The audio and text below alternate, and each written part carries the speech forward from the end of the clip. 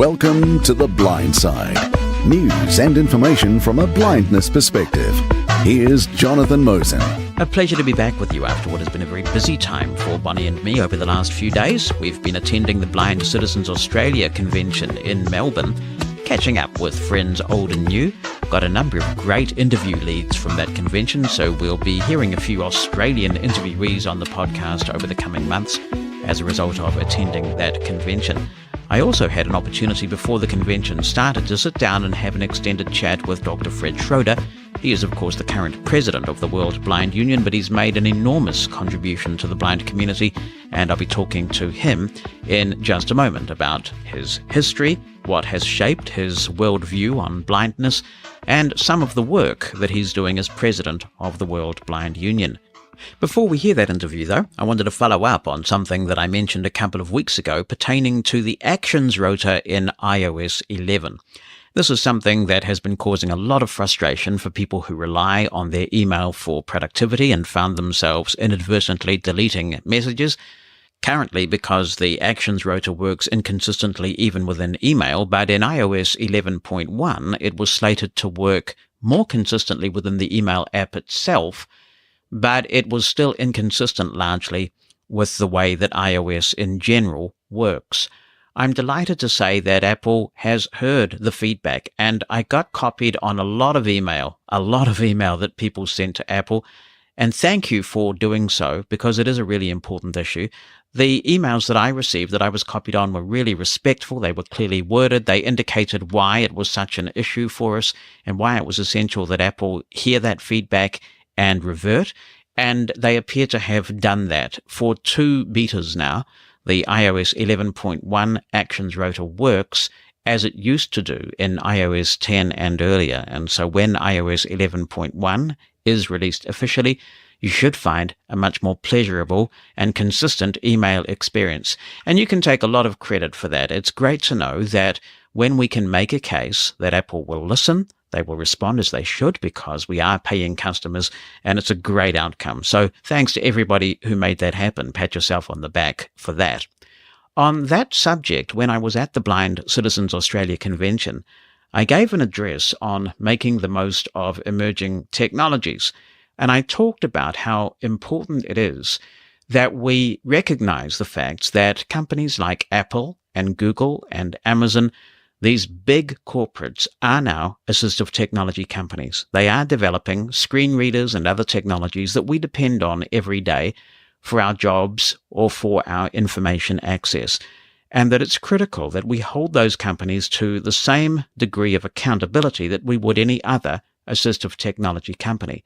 I point out in this address that consumer guarantee laws in terms of a product being fit for purpose are just as applicable to blind people as they are to anyone else. And so if software is released that has a serious defect that would not be considered acceptable for sighted people to put up with, it's not acceptable for us either, and that we need to affirm our worth. They do have to comply, these companies, with Section 508 of the Rehabilitation Act. Arguably, there's also the Section 255 of the Telecommunications Act and the ADA, of course, and that's all just US law that come into play. Many other jurisdictions have pretty strong consumer guarantees legislation that says that a product must remain fit for purpose. So there's a lot in the address that I gave to the Blind Citizens Australia convention, and you can read that address on my blog, the Mosen Consulting blog, at mosen.org/blog. That's mosen.org/blog. The piece is called Making the Most of Emerging Technologies, and I hope that you'll give it a read. I think it's a really important subject given how increasingly dependent we are on these mainstream companies. But congratulations to everybody who brought this change about in iOS 11.1. And people are asking, when will you see that? I suspect that we're going to be looking at a release of iOS 11.1 at about the time that the iPhone 10 is slated for release. Now, the iPhone 10 pre-orders begin on the 27th of October. I understand that there may be quite a shortage of supply because the Face ID technology, the infrared camera, and all of the things that are making that technology work, that's apparently quite tricky, and they're having some difficulty manufacturing in a large enough quantity. So we can expect supply to be pretty limited to begin with. But nonetheless, no matter what phone you have, if it's running iOS 11, I suspect we will have iOS 11.1 quite soon. And for those who depend on email, it won't be a moment too soon. It's time to hear from this week's featured guest on The Blind Side. It could be easier to introduce this week's guest by talking about the things he hasn't done rather than all the things that he has. Dr. Fred Schroeder is the president of the World Blind Union. He served as the first vice president of the National Federation of the Blind. He's been a professor, an orientation and mobility instructor, Rehabilitation Services Administration Commissioner under the Clinton administration, head of the New Mexico Commission for the Blind, heavily involved in the International Council on English Braille, and the creation of the Unified English Braille Code, and so much more. Dr. Schroeder and I sat down for a chat while we were both at the Blind Citizens Australia convention. I began by asking him about his childhood, the arrival of blindness, and how his world view of blindness was shaped. I had normal sight until I was 7 years old and became blind from a very severe allergic reaction. I lost most of my sight, and the rest I lost gradually over a 9-year period. So I've been totally blind since I was 16. At the time, I was integrated into public school, but there were no support services. And what that meant, Jonathan, was that I was excused from all reading, all writing, all maths. I was excused from doing anything that I couldn't see well enough to do, which of course had a terrible impact on my education. I did not know Braille. I didn't learn Braille until I became totally blind at 16. And I tell people I taught myself Braille, but the truth is I taught myself to read. I had never been taught to read. What were they doing with you all that time? If you weren't being taught any literacy skills or essentially you weren't being educated at all, were you just turning up? I was just turning up. Yeah. As long as I sat in class and listened, then that was good enough. And you asked about it shaping my attitudes about blindness. It had a profound impact on my attitudes. I assumed that my passive role in the world was the inevitable consequence of blindness, that this is just what it is to be a blind person, that you can't do this, cannot do that, cannot do the other.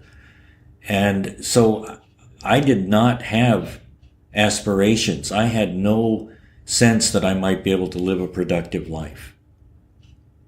And how did that change for you? Is this where the NFB comes into your life? That's exactly right. I went to an adult training center when I graduated high school, and that is where I learned the skills, the O&M skills, the Braille. As I say, I taught myself to read Braille, but my reading technique was horrible and my speed was terrible. So I went to a training center, but I met a young fellow who was about my age, who was involved in the National Federation of the Blind. And he got me involved. And I think this is a common experience in the sense that I had nothing against the NFB, but I had no sense that it might have something to offer me. I went to my first convention not because I found the idea interesting. I went because my good friend told me to go. Which year was that? That would have been 1974. And we were meeting in Hollywood, California. So that was towards the end of the first Jernigan presidency then? That's correct. And you saw a whole bunch of blind people who really had a kind of a poise, an independence, a quality of life, something that caused you to seek that too. That is exactly right. I went into the convention hall and I was there with no expectations. I didn't know what it would be. But here were blind people talking about serious policy issues and not just bemoaning what was happening to us as a class of people, but planning strategy of what to do to counter some of the problems that were causing blind people to lose opportunities. And I was stunned. As I became more involved in the NFB, what really shaped my perspective on blindness was the combination of role models, people who were living active, integrated, productive lives, and also, though, the people whose lives truly had been devastated, not so much by their blindness, but by the lack of opportunity. So in other words, I met blind lawyers, blind teachers, a blind insurance executive, but I also met blind people in their 50s and 60s who had never worked at all. Not because they were lazy or incapable, but because they literally had never been able to get the opportunity to work. That shaped my understanding that what we were dealing with, of course, blindness has a physical dimension, but the real devastation of people's lives mostly is socially constructed. I think of young people listening to this interview who might have gone to an NFB convention or perhaps the conference or convention of a consumer organization in their country, and they see these leaders at the podium, and at a certain young age, it's hard to imagine that maybe one day that could be you. And you have been up at that NFB podium an awful lot over the years. What does it take? How did you get from attending your first convention, sitting in the aisles, absorbing all the stuff, to being a respected leader in the most successful, arguably, consumer organization of the blind that has ever existed? It started with blind people believing in me, and believing in me, Jonathan, more than I believed in myself. As I say, I really had no conception of what the future could be for a blind person. My assumption was that my future, it would range between very bleak and less bleak. And to see blind people living really, well, let me give you an example. A blind man I met, Muzzy Marcelino, he was an insurance executive in San Francisco, but he also, as a hobby, raised prize-winning roses. And he, for years, was a judge in the big rose contest in San Francisco each year. And the reason that stood out in my mind was it wasn't just that here was a blind person who had been taught to do a job and would go off and toil 8 hours and come home, but this was a rounded person. And that was just so different than my conception of blindness at that time. So people like Muzzy and many others, they encouraged me. They kept telling me, you can do the things you want to do. And a good example was I started college and my Braille skills were still very poor. And I was using a slate and stylus for notes, but I couldn't keep up. And so I was telling one of my friends, I said, I can't write quickly enough to take notes, so what I'm doing is recording the lectures. And he said, that's a terrible way to take notes. It's very inefficient. And he was right. I had my poorest grades that first semester.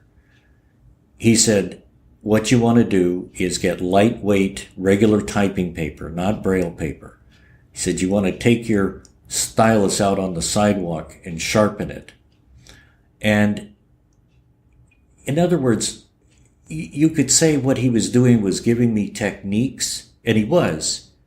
But what he was really doing is saying, quit giving up. You need to be able to take notes. So don't just assume that you can't. Do something about it. That was the beginning for me. And that is symbolic of a truism that we know from the ages, really, that blind people are in the best position to solve their own problems. And you commented before we were recording about the interview that we did with Deja Powell not so long ago, and I know you've been an O&M yourself in your time. And yet there is this view among a lot of blind people I talk to, and it's extraordinary to me, but there is a view that somehow blind people are not always in the best position to determine the techniques or solutions that are best for other blind people. Well, and I certainly understand that. And it's particularly logical if you're newly blind, you feel very vulnerable. And so the idea that another blind person's going to teach you can seem just beyond comprehension. But I taught orientation and mobility. I taught full-time for 2 years. And there are now many, many blind people. Well, relatively many. There's probably 80 or 100 blind people in the U.S. who are teaching O&M. And it's fine. I mean, it's working. The proof is in the outcome, I suppose. And frankly, there are some natural advantages to be instructed by a blind person. And I'll give you a simple example. You and I experience the world differently than a sighted person. And one big part of that is acoustics. And so if I'm working with a blind student, I'm hearing the world the way that person is hearing the world. Now, of course, a sighted O&M is hearing it that way too, but they don't use their hearing in the same way that we do. So I'm not saying sighted people shouldn't be O&Ms. That's not my point. My point is that blind people can cue other blind people into things or understand, for example, if somebody's confused or the problem. It's not a step away. I'm experiencing it the same way. So I immediately see what it is that's confused my student and can help draw his or her attention to that problem. But mostly O&M is the application of some very basic skills and then building a catalog of experiences. So you just keep expanding and expanding the application of those skills into more and more complex situations. So it's not miraculous. It's not dangerous. It's not unreasonable. I think, Jonathan, one of the things that I think about, in the 1950s in the United States, women were not allowed to be O&M instructors. And the reason was, or I should say the logic that was put forward, was that the profession evolved from working with newly blind veterans. And people would say, well, if you've got a 6'2", 240-pound man who's newly blind and a little 5 tall, 100-pound woman working with him on a flight of stairs and he starts to fall, she won't be able to catch him. In other words, it was the safety argument applied to women. So should women not be O&Ms? Of course not. Now, what about that though? Could a 100-pound woman catch a 6'2", 240-pound man who's falling? No. So why then should we allow women to teach O&M? Well, for a variety of reasons. One is, if you're 5 foot tall and 100 pounds, guess what? You know you're 5 foot tall and 100 pounds. And if you're working with somebody who's big and you have reason to think that person might be unstable and might fall, you're going to do something about it. In other words, it's judgment that really is at the heart of safety. A little 5 foot tall woman isn't going to say, well, I guess I'll just stand here and wring my hands and hope he doesn't fall. You would do something about it. What might you do? Well, you might not start that person on a full flight of stairs if you were concerned about him. Or you might get somebody to help you. And I would point out that if you're a 6 foot tall man, but you've got a bad back, you're probably not going to be able to catch them either. So the idea that blind people somehow would create a less safe environment, just like a small woman knows she's small, a blind person, I know I'm blind.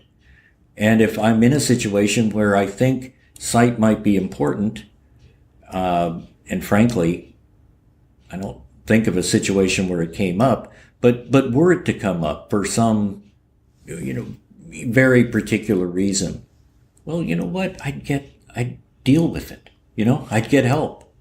So it's not really a problem for blind people to teach mobility, but I fully understand why, particularly a newly blind person, might have apprehension. And in terms of that first NFB convention, and indeed the O&M we've been talking about, there's this extraordinary evolution in the NFB where you have the strong philosophical underpinnings of the organization that Jacobus Tenbroek put in place with his scholarly legal mind. And then you had the continuing of the development of that philosophy, but also in the hands of somebody who could really operationalize that philosophy in an extraordinary way in the form of Kenneth Jernigan, who really turned that philosophy into a working system in Iowa. It is sad to me, I guess, that nearly 20 years on after his death, there are a lot of people who have attended NFB conventions who never were there to hear him speak or listen to some of his philosophies. What was he like? What kind of man was Kenneth Jernigan? He was one of those truly larger-than-life people.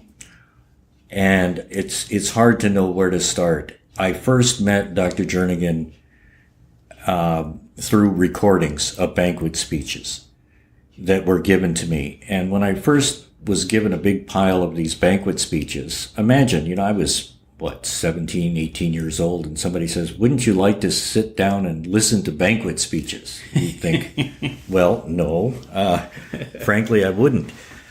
But I found the speeches were mesmerizing. He was one of those people who had the ability to stand up in front of 2,000 people, but you were absolutely sure he was talking to you. And he gave such great perspective.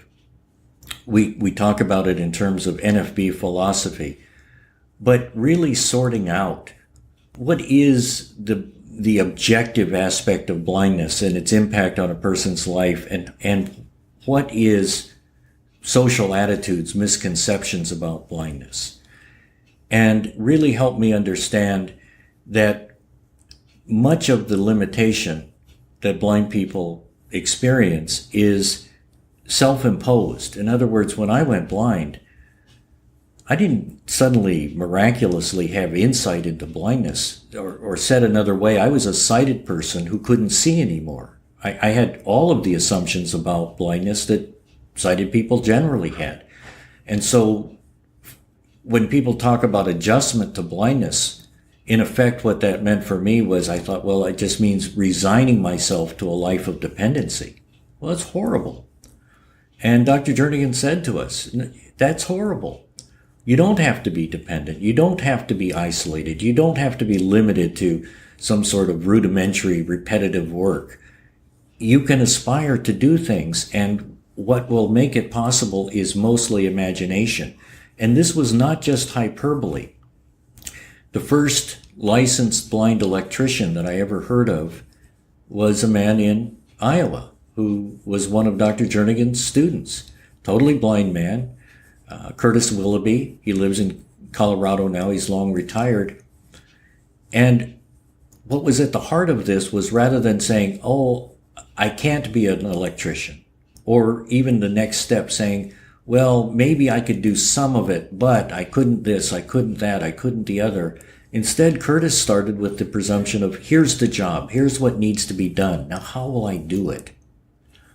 And so many people through Dr. Jernigan's program, and that was quite insightful, the way you described Dr. Jernigan as, in effect, breathing life into Dr. Tenbrook's philosophy, operationalizing it in people's real lives.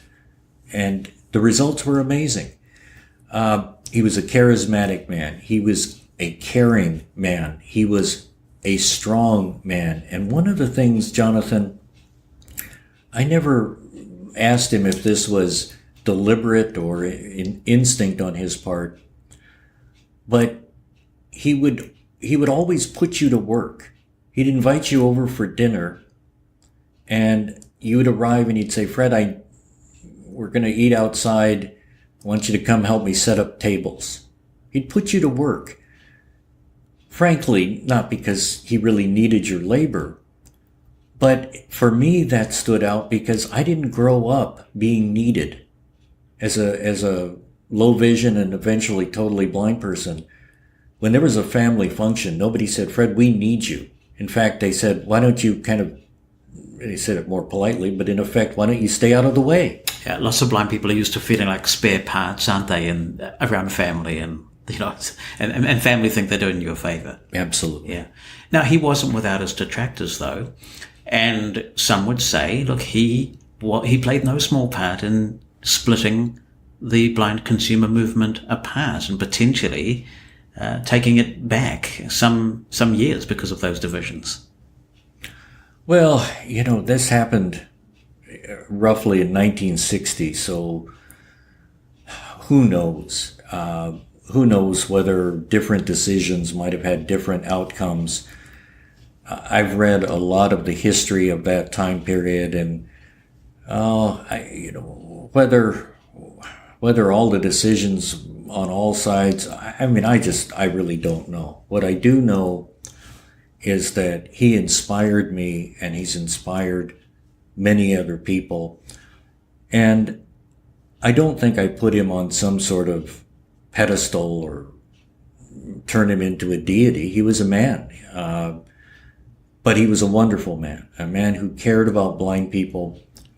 I remember him saying something that stayed with me for all of my life. He said, as long as one blind person is subject to discrimination, we are all subject to discrimination.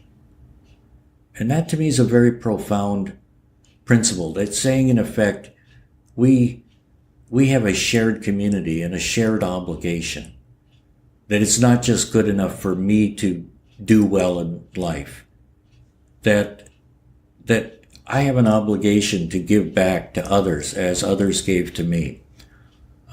So I don't, if somebody says, I don't think he should have this or should have that, who knows? But he was profoundly important in my life. The Federation has some very articulate, capable people in its midst. It's extraordinary in that regard. And yet the presidency very seldom rotates. And I can't even remember, actually, the last time the presidency was even contested. It strikes me as odd that in this community of such outspoken, articulate, forthright people, that goes on. Is it particularly healthy, do you think? Oh, yes, I do think it's healthy. Now, I think the world evolves. So that has been the pattern of the Federation, but it's not a rule. And as the world changes and customs change, who knows, whether that will always be the pattern. Dr. Maurer, who stepped down in 2014, he had served as president for 28 years. And is actually our longest serving president. So now we have Mark Riccobono. But one of the values within the Federation is to have stability, that you need a leader who, how do I say it? We're not an organization where the new president every year or 2 years is inaugurated and says, here are my priorities for the next year, 2 years, and taking the organization off in a new direction. It's a concept built around a sustained effort. Mark Riccobono, could we do, if something were to happen to him, do we have other leaders who could lead the organization? Absolutely. And would they be accepted and supported as strongly as he is? Absolutely. Does that mean, therefore, we should rotate it? Our custom is just to say, no, he's doing a really good job. Let's build on that consistency. It doesn't subordinate anybody else. I, for many years, was first vice president of the Federation, and it was a profound honor to be first vice president. I saw my job as helping Dr. Maurer be maximally successful. Yeah, you were kind of like the Prince Charles of the NFB for a long time there, because I remember actually President Maurer getting up at a convention once and essentially saying, if I get run over by a bus tomorrow, I would like Dr. Schroeder to take over from me. So it kind of is like being Prince Charles, isn't it? You're sort of sitting there thinking, well, one day I might become president of the NFB. Well, certainly it was something that you didn't want that circumstance to ever become needed, but at the same time, it's flattering, but it's also a very serious responsibility. Our members, we put tremendous trust in our leaders and in their judgment, in their ability, and in their personal integrity. And so it's a serious responsibility to take on, and I was deeply honored to be able to be in the leadership for so many years.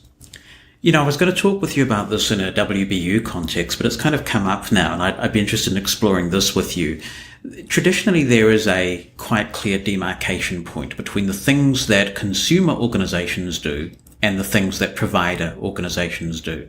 And the NFB at some point took a different approach, and they said, well, who better than blind people to actually provide these services? And so that's been a bit of a departure. Does that potentially muddy the waters, though, when you have the watchers, the monitors also doing the service provision? Because if something goes wrong with a service that the NFB is providing, who can people go to? Well, I take your point, but if you withdraw the Federation's programs from the mix, then who can people go to? I think we got into, for example, the adult rehabilitation area because it was just so difficult for blind people to really get good quality training. And when I say good quality training, there were many, many places around the U.S. where you could get very competent instruction in O&M or Braille or whatever the skill area. But what we felt was the critical dimension was using the skills in support of high expectations. I could get into great detail on this, but we felt it was a need. And so over time, we established 3 training centers. And the students who graduated from those centers and continue to graduate from those centers, obviously people are different, and some people will achieve great things and others less so. But students, I think, pretty uniformly would sit here and say, Jonathan, my life was transformed. And as long as that continues to happen, then people will go. But it's not how do I say this? It's not an infrastructure in the sense that, if the need isn't there, if we're not attracting the students, well, then it ought to go away. There's not like saying to people, you're obliged to go for training because it supports the Federation. It's just the opposite. I would say to a young blind person, you should go for training because it will transform your life.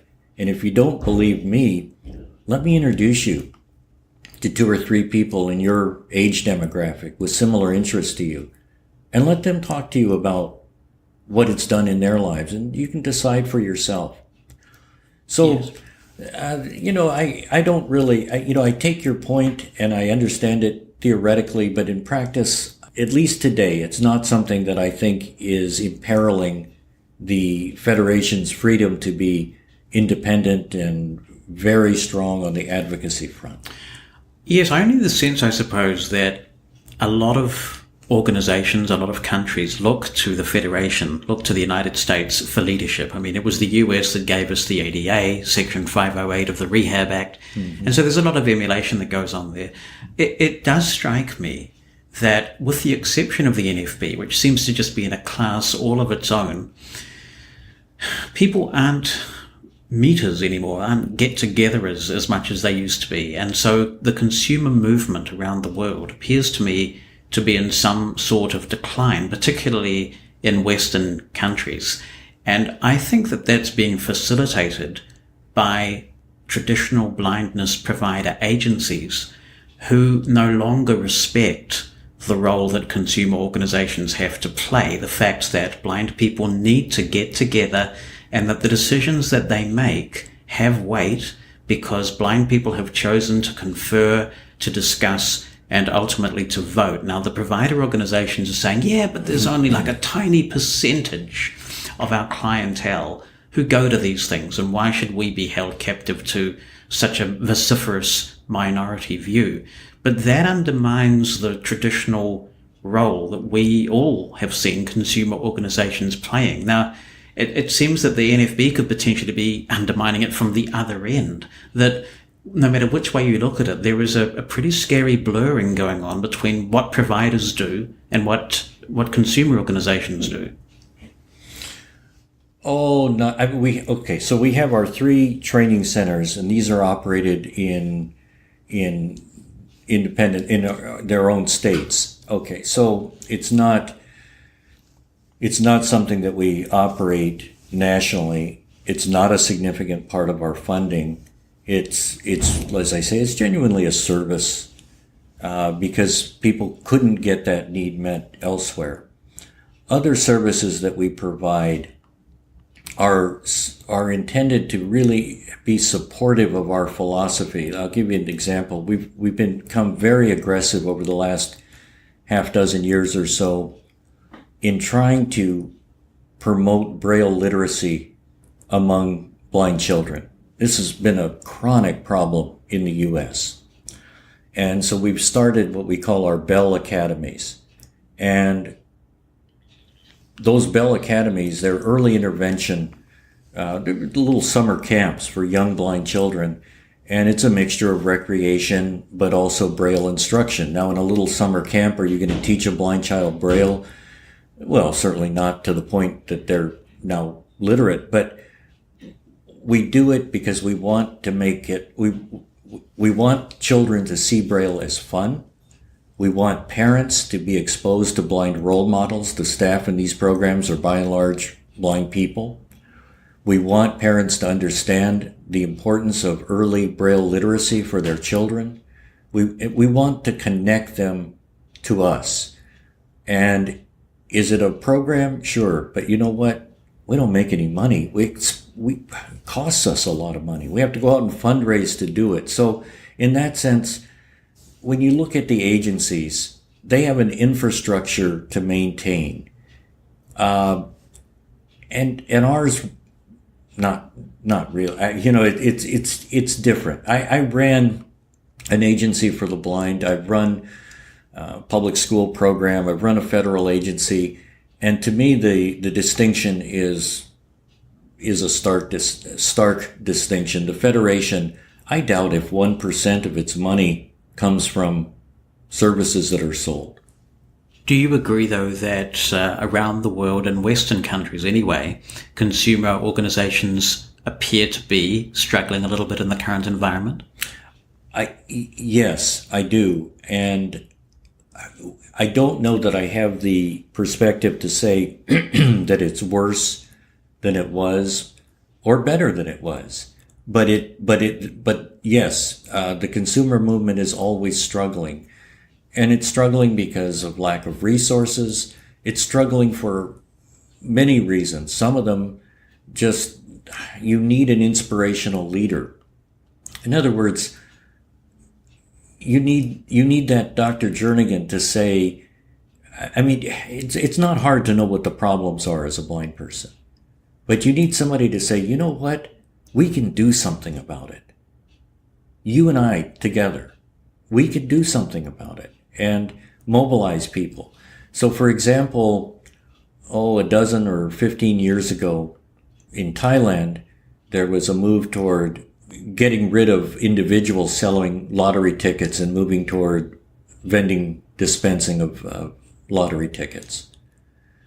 And the Thai Association of the Blind, they staged a hunger strike to bring attention to the problem because blind people there, many were employed selling lottery tickets.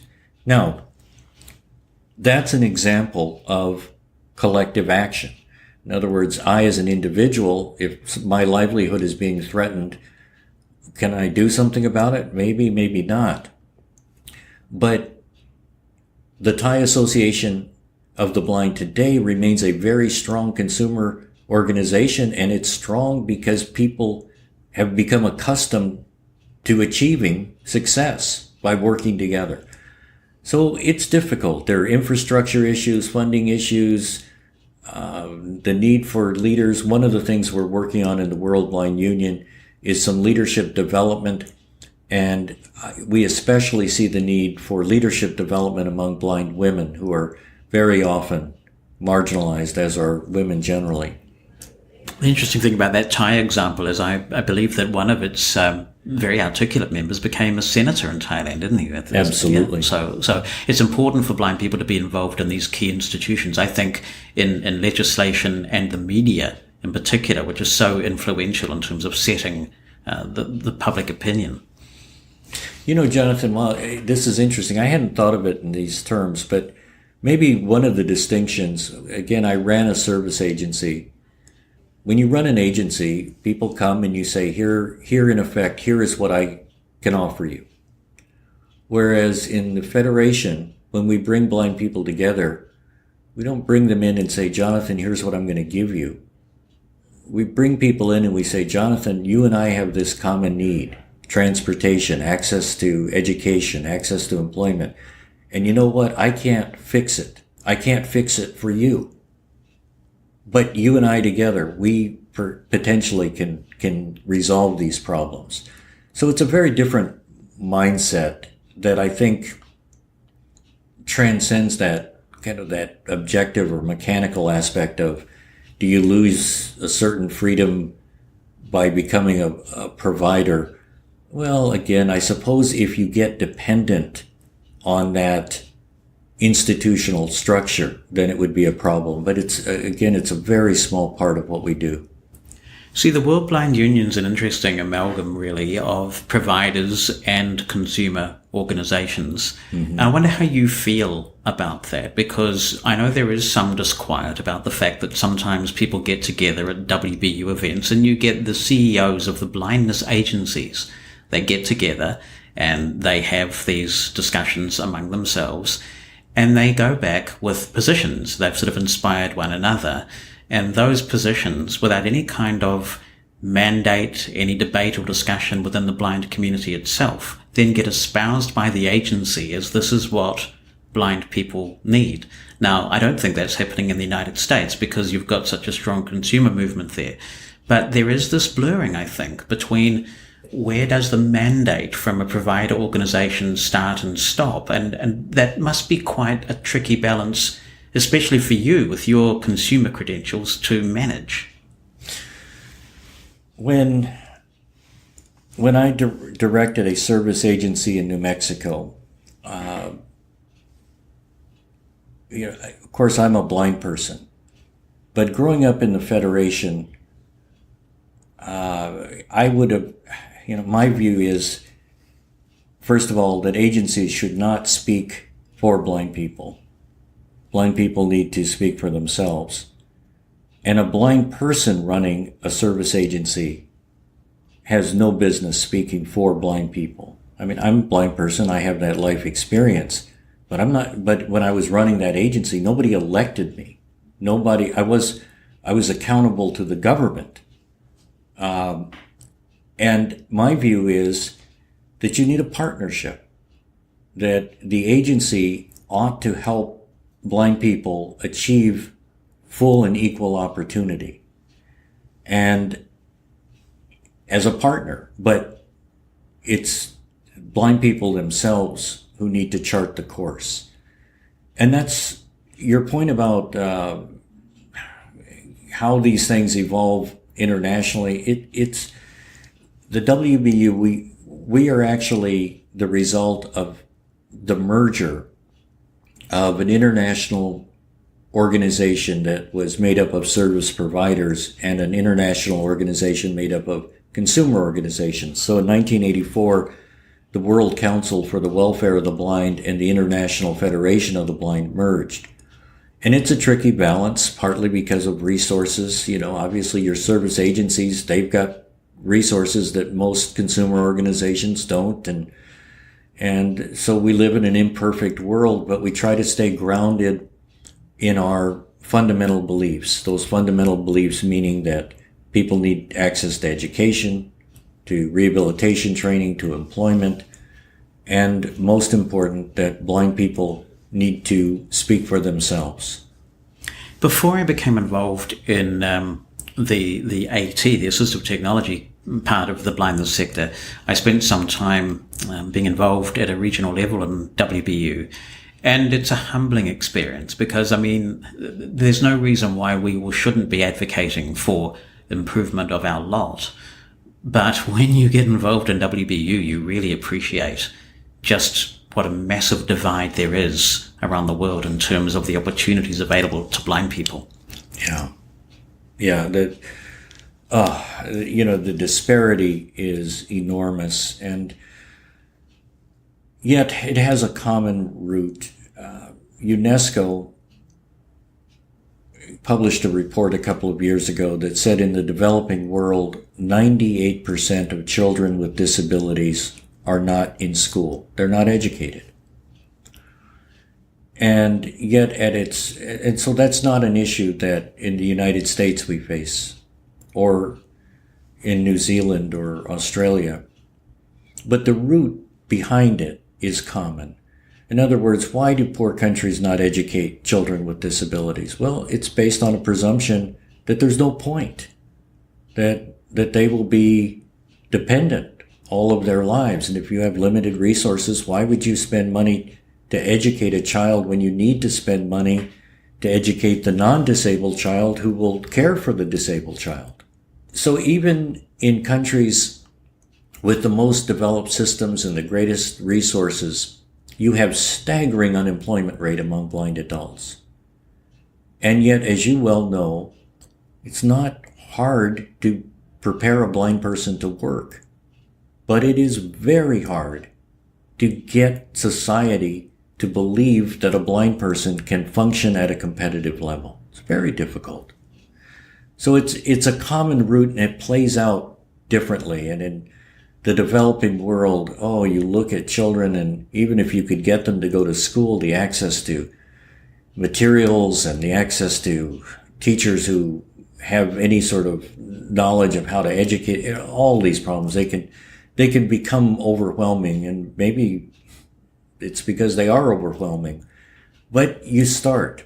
This is where the Marrakesh Treaty, it won't solve all of the literacy problems, but it has the potential for children in the poorest countries to suddenly have access to lots and lots of educational materials. That together with the Orbit reader, and I don't mean the Orbit by brand name, but the idea of a low-cost, refreshable Braille display. Now you couple that with the Marrakesh Treaty. And are those two things enough in and of themselves? No, you'll have countries where kids don't have access to power to recharge the reader, or the reader breaks and there's no infrastructure. In other words, I'm not being simplistic about this, but the fact that it won't solve all the problems doesn't mean that we can't make huge progress in trying to expand opportunities. And part of that, again, I think really comes from saying, here is a problem. Problem B, literacy, education, rehabilitation, employment.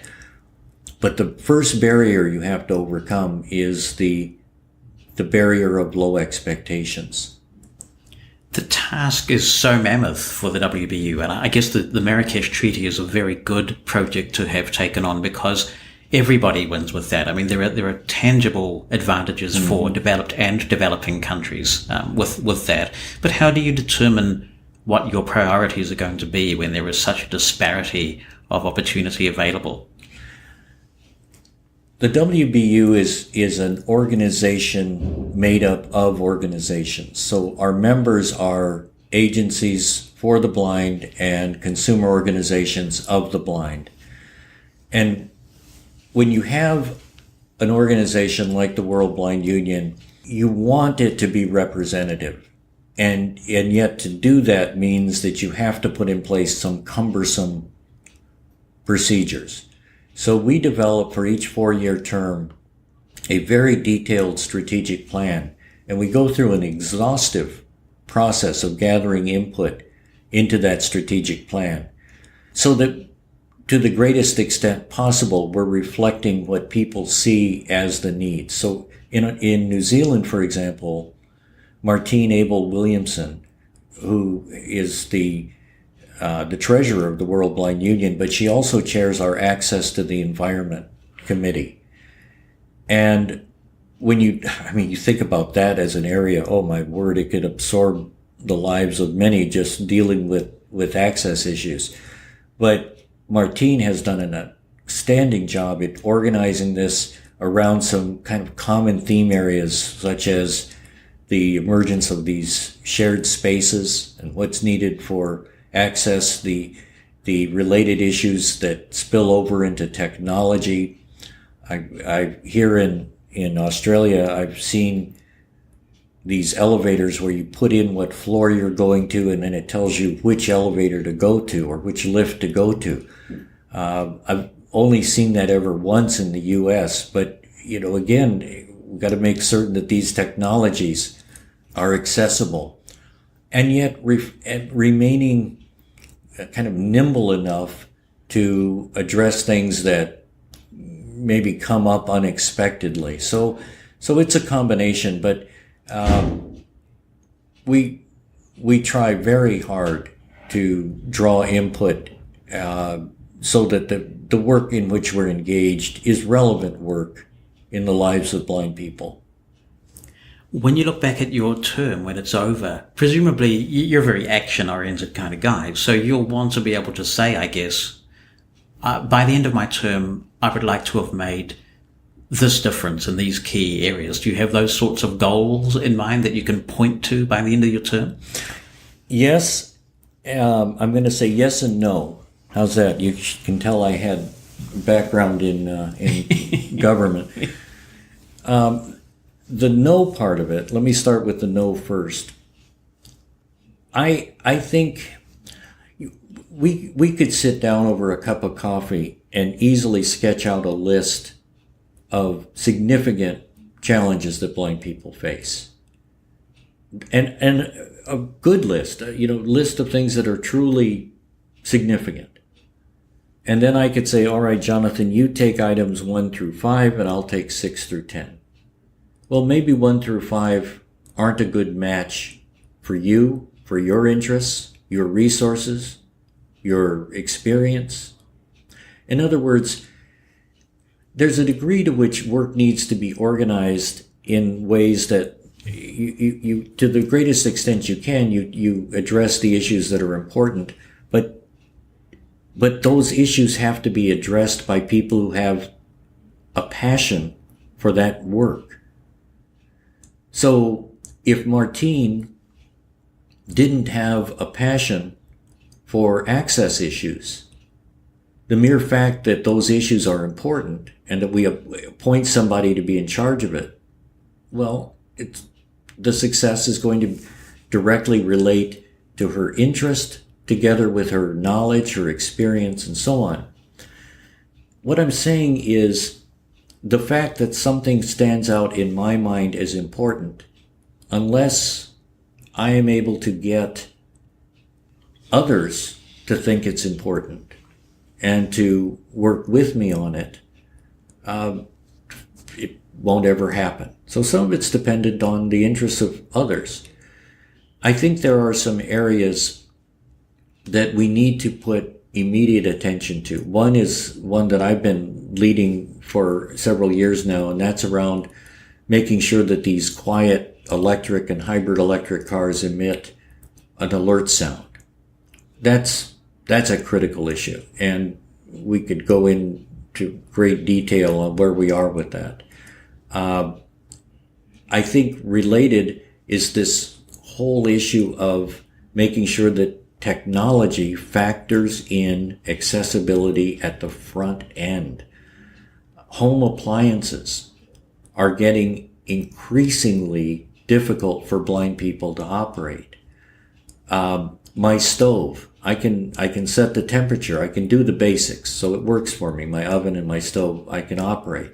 But I cannot operate all the features. I can't operate the self-cleaning function because it's all menu driven. Same with my microwave. I can put something in there and run it for 2 minutes or however long. But there are many features built into that microwave that are inaccessible. With the thermostat in my home, you're now getting washers and dryers with touch screens. And we just bought a new dishwasher, and it was very difficult to find one that's accessible. And again, it's only partially accessible.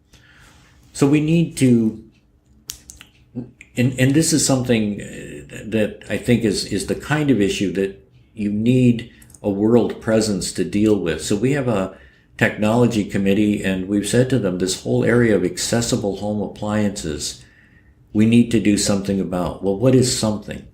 Well, you bring people together who have knowledge and they try to sort through the possibility. For example, maybe trying to get a standard where there's like a standard interface. In other words, don't say every microwave that's produced has to talk, but that if home appliances had a common interface, then maybe through my iPhone, I could operate my appliances. Right. So options like HomeKit and Google's equivalent have a lot of potential there.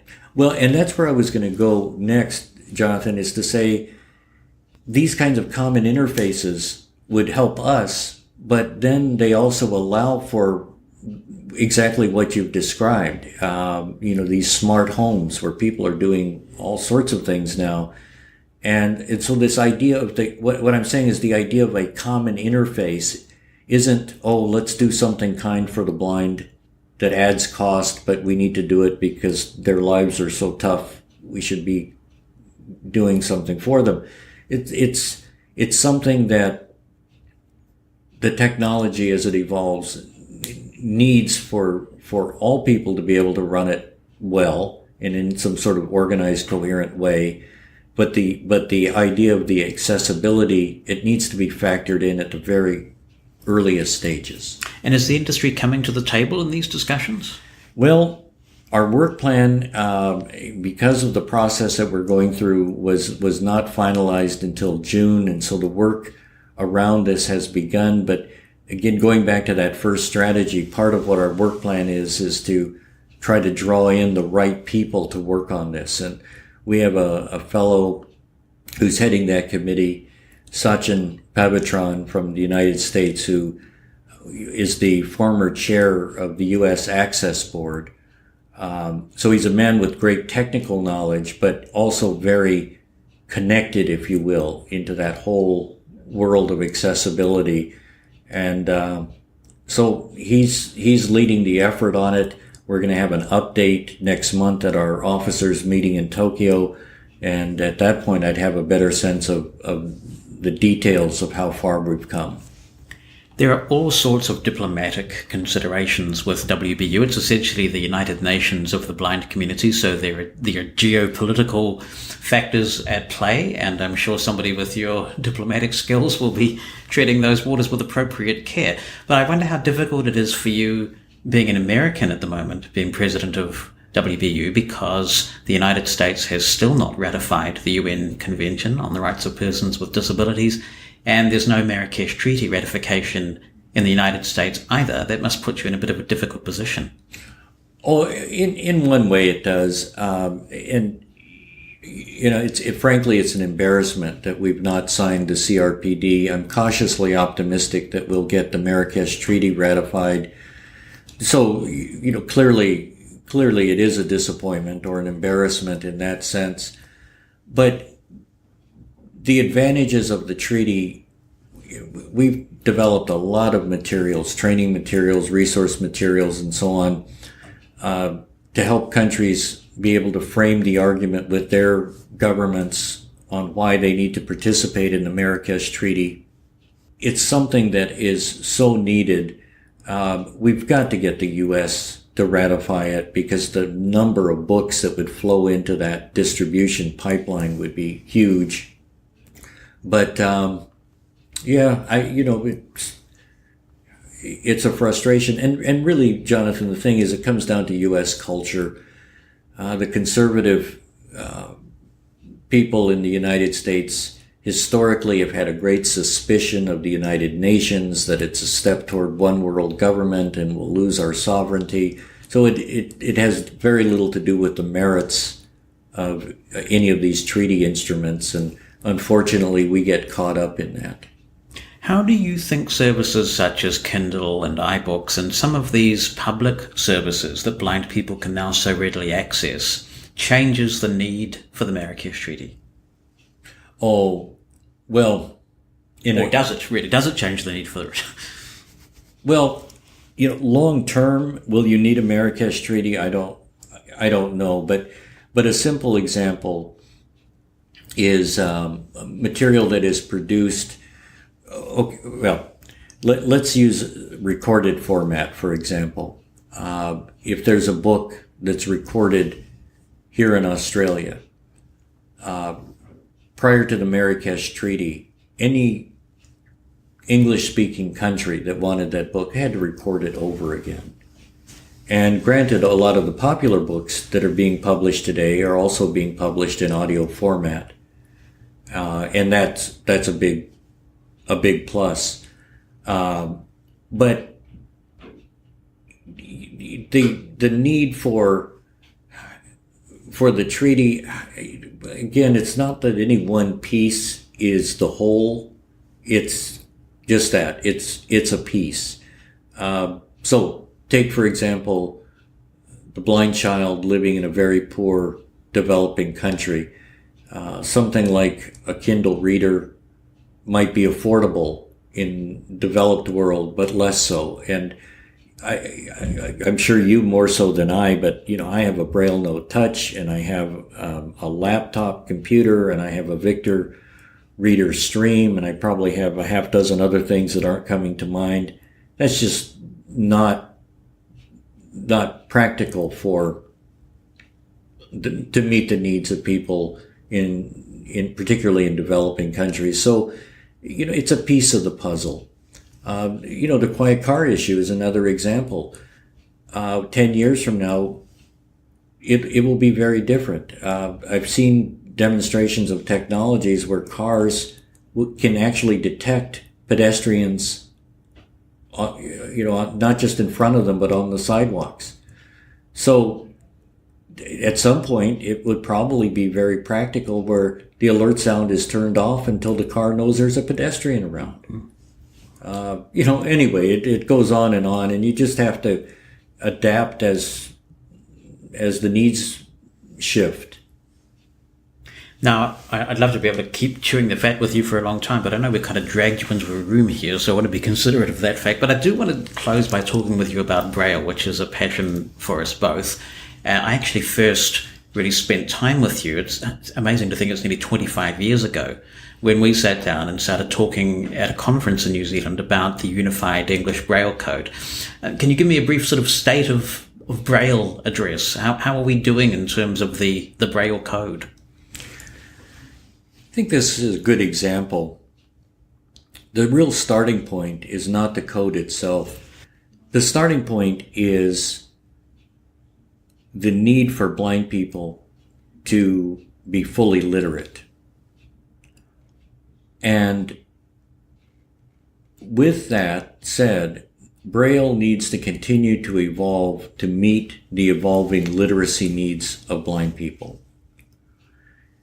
So we worked on this Unified English Braille Code project, and did the code that came out, is it the right solution, the best solution? Who in the world knows? But at its core, what we were faced with was a code that grew up in a different era where Braille was really a closed system for blind people and was highly context specific. A simple example is, I've said to people prior to UEB, what is dots 5, 6, Y? Well, it could be ITY at the end of a word. It could be letter sign Y, telling you this is the letter Y, not the short form U. It could be a subscript Y. The point being that it was very context dependent. And as blind people had a need to function more interactively with sighted people, and to be able to get materials that had not been especially organized for blind people, regular materials, and be able to use refreshable Braille displays and so on, we needed to make some changes. So, the U.S. was very resistant to UEB, and I would say to people, I am not trying to force UEB on anybody. Is that UN thing again? Do you think that the international thing coming to the fore? Or no, was it really the Nemeth thing that did it in for UEB in the States for a long time? Nemeth, but also I think because we have had such a Braille crisis in the U.S. for a long time, one of the arguments against teaching Braille in the U.S. was the idea that the code was too difficult. And so a lot of blind people, when you talked about UEB, in their minds, they're connecting it that we're saying it's too hard to learn Braille. And in effect, an attack on Braille. And, so there were a lot of people who said, Braille works great for me, leave it alone. And as I say, my view was, we will have a change in Braille when blind people collectively feel it needs to happen. And if we're not there yet, I'm not trying to tell anybody how to live their lives. We tried to design UEB in a way that not only allowed it to be less ambiguous, and there's still ambiguity. It's like they used to say a camel is a horse built by a committee. There are things about UEB that I think we didn't go far enough, but that's my opinion. Who knows? Maybe we went too far. I don't know. But again, the point being, what we were trying to do is say the code needs to work for blind people. Blind people should not be limited in their ability to function because of the code. The code needs to adapt to our needs.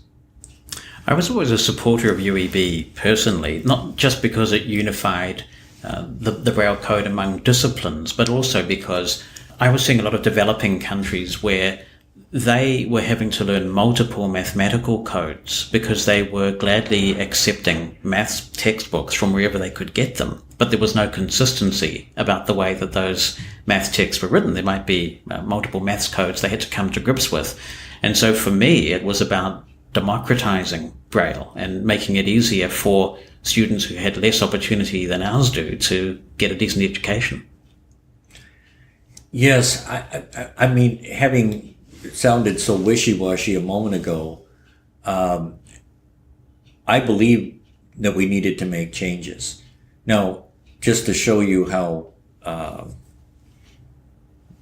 guess I have to confess since I started, personally, I thought we should look at uncontracted Braille. That would free up many symbols that could be used so that we had a code that was expandable.